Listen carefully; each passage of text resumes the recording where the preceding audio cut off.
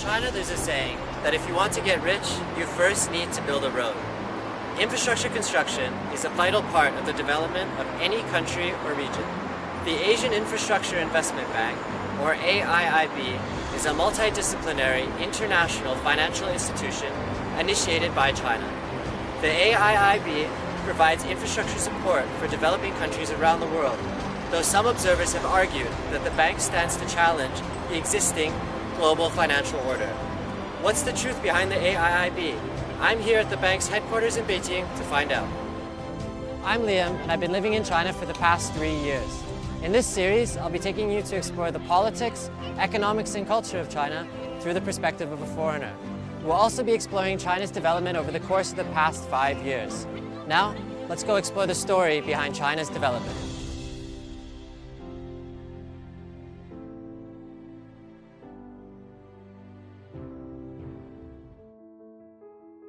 So the first thing that I want to ask you is just basically what are the ideas or concepts behind the founding of the AIIB?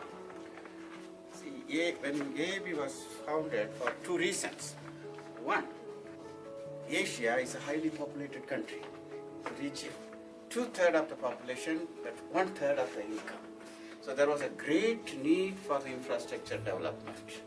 There was no electricity, there was no roads connecting people, there is no good transport, there is no good port to improve the international trade. And secondly, China during the last 30 years enabled to lift 500 million people out of poverty line through infrastructure development. And China has proved by investing in infrastructure, people will get wealth, people will get prosperity, and people can come out of poverty line.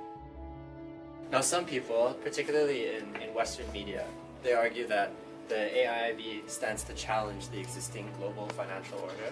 How do you see this issue? I think they have already been proved wrong in their assumption, because we are not here to compete with the existing banks. We are complementing their role in promoting the economic development.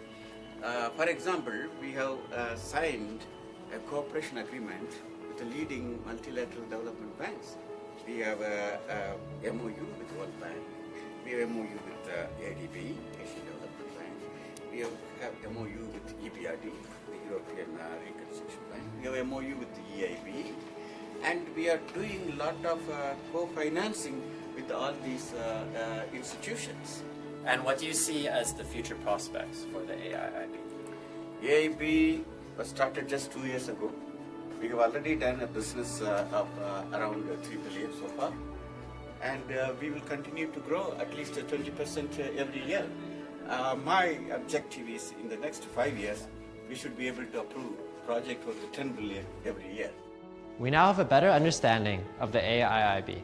Today, we've had a chance to learn about the transparent operations of the bank, as well as several of its projects which are bringing real change to countries across the developing world. Yes, we do have a set of criteria for selecting project. We have quite a straightforward, simple criteria. Basically, two sets of questions. The first set of questions is about whether it is the right project for us to do. We would ask whether the project supported the country's priority, whether the project is aligned with the government strategy.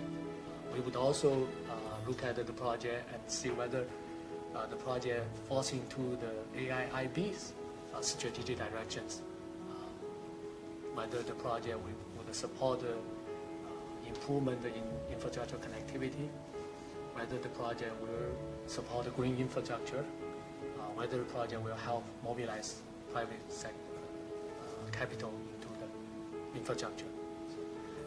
The second set of questions are related to the project during preparation and implementation, whether we can do the right project right.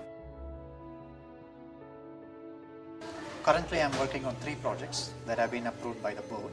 The first project that was approved was about a gas pipeline, which is in Turkey. It takes gas from the Caspian Sea in Azerbaijan all the way to Italy through Turkey. So that is our first project. And the second project is about providing electricity to all the residents of one state in India called AP. The project is called 24/7 Power for All. That is the intention of the government, to provide electricity to the residents 24/7, which is not the case now. And the third project is about constructing rural roads in about 4,000 villages in a state called Gujarat in India. So these are the three projects that I'm working on. And what's the status of those projects so far? The project in Turkey is under construction, and the project in Gujarat, the Rural Roads project, has also started the construction. But the electricity project in AP, the construction phase has not started. It is still in procurement status now. I would say at this stage in our bank, we are a young bank, and the projects have just started. Say, for example, in Gujarat project, in the Rural Roads project, we are having an innovative software with which we can monitor the status even sitting here in Beijing. We help the client develop that software.